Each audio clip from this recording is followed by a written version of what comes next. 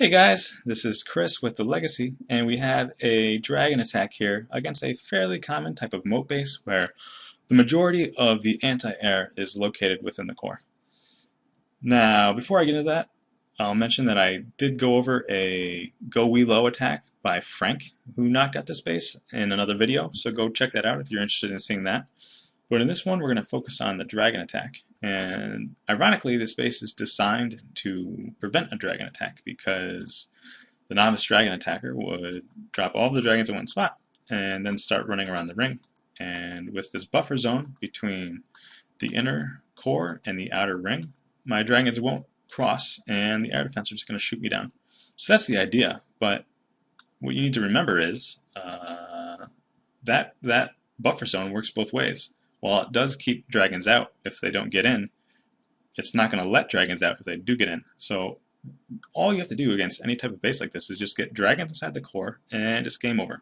You're going to rage heal through everything inside there, and there's just no way focusing all of your anti-air in one spot is ever a good idea.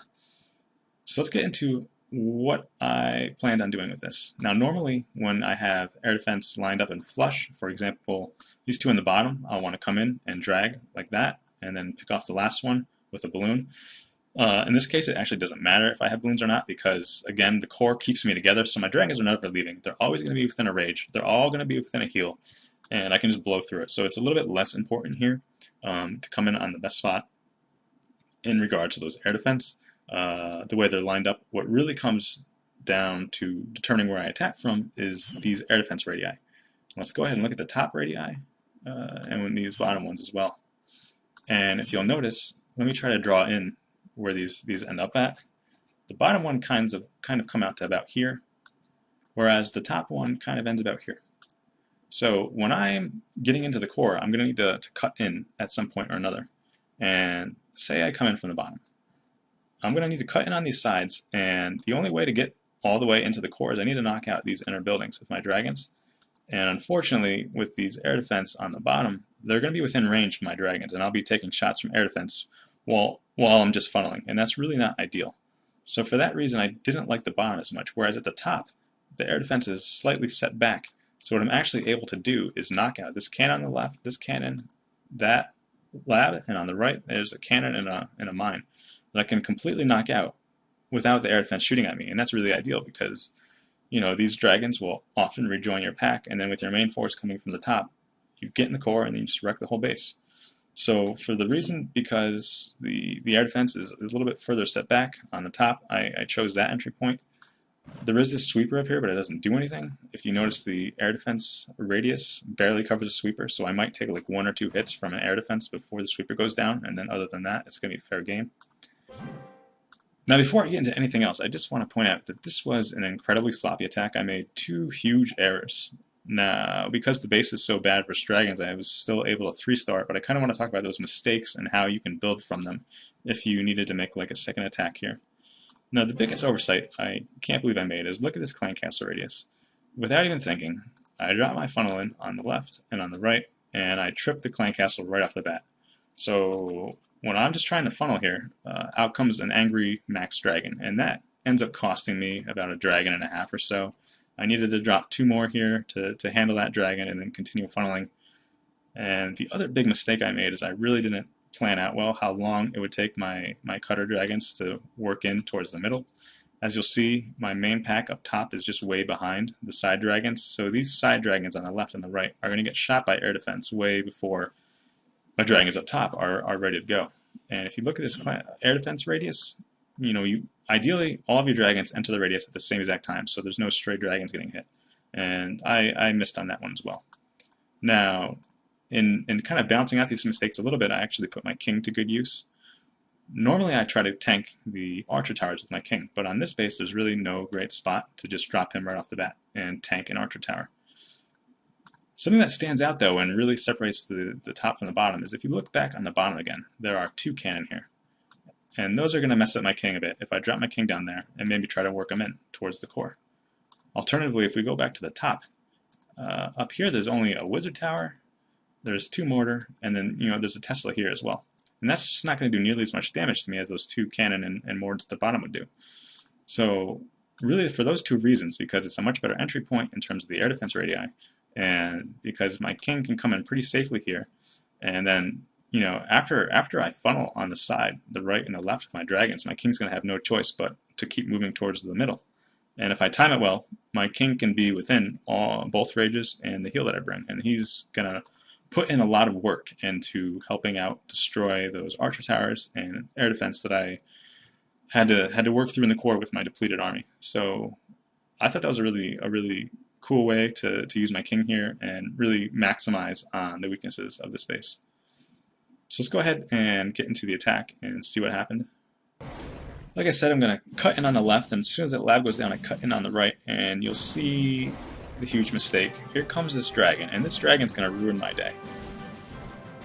I try to drop another dragon to back up my dragon, and it's too far back, and it's goofing around on that collector, and it doesn't even join the fight at all. It's hitting a hut now, so I have to drop a third dragon to back it up, and finally they both engage the dragon.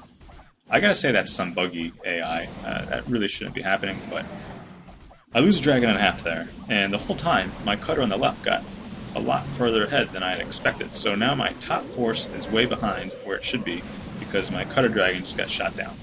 And anytime an air defense starts firing, all of your dragons should be in radius and ready to go. So two big mistakes right there. I am able to make up the difference a bit with my king. You'll see he's taking a bit of time, but he's going to get through that wall, and he's going to get into the space and really do some work. One of the big takeaway here is spell placement. Since almost all of the enemy air defense is located in the core, you should really have all of your spells in the core as well. I think a big mistake to make here would be to rage up higher on that sweeper, which really isn't necessary. You want to save all of your spells to knock out these air defense and archer towers. Now let me speed up the cleanup a bit. I end up finishing with 2 dragons. It was kind of pathetic, but this wizard tower actually gets a dragon. And I think I had about 10 seconds left to spare, so it was a lot closer than I anticipated. I figured I'd beat the space in under 2 minutes, so that didn't go so well. But before I wrap it up, let me go ahead and look at the space again, and let's talk about how I could improve upon what happened. So looking at it again for a first time. We saw that when I cut on the right, I got annihilated by the Clan Castle Dragon, so I kind of need to deal with that dragon or not cut there, but I really don't have a choice about cutting there. I need to get my force into the core, and I need to remove these towers so they don't get pulled out from the core. The idea that I had was drop a dragon and replace it with a balloon. Maybe 4 balloons to start. You could drop a balloon here and activate the dragon. If you wanted to kill the cannon, maybe you could drop 2 balloons, but I think maybe just dropping 1 balloon would be ideal. It's going to die, but you'll pull the dragon up to the top, kill the dragon with like 4 or 5 of your own dragons, and then continue with exactly what I had planned, cut on the sides, and then make your way towards the middle. Once you have 4 or 5 dragons focused on that Clan Castle Dragon, it's going to do minimal damage, and you'll take it out quick. Thinking about it some more, though, I actually had, I think, a better idea. Because this Clan Castle radius is so far out, I can actually just drop 1 barbarian here to activate it. And then again, still lure up top. That gives me enough space for 3 balloons, and I have 4 spaces left over. Why not make some wall breakers? And making wall breakers with a dragon attack is pretty much unheard of, but if you remember, my king went to the core and actually did a lot of work here. It took him a while to get in, though, and since I have extra space now from making balloons, why not, instead of wasting a balloon to lure, why not lure with the barbarian and then use extra space for wall breakers and get my king in really fast so it can do extra work and really make advantage of those spells. So I think that'd be a better choice. Now, what do we do with these balloons that we had instead of a dragon? Well, if you notice at the very end of my attack, there were seekers here that I didn't know about going into it. Now, the best way to handle seekers is to take them out with balloons, and since we know they're there, and since there's some good pathing here, I think once my dragons are in the core and they're distracting like this air defense, this archer tower, air defense, and air defense, once those are all focused on dragons, drop a balloon in on either mortar here, and I'm pretty sure the radius on those seekers should be enough to get set off by my balloon, and that would save me 2 dragons on cleanup. And then otherwise, I just have 1 more balloon left over to do whatever I want with. And, this wizard tower on the right killed a dragon. It's unbelievable. So why not just drop that extra balloon there and take it out? But that would be my improved plan. It's kind of unheard of, but I would actually lure on this base because that clan castle really screws my funnel.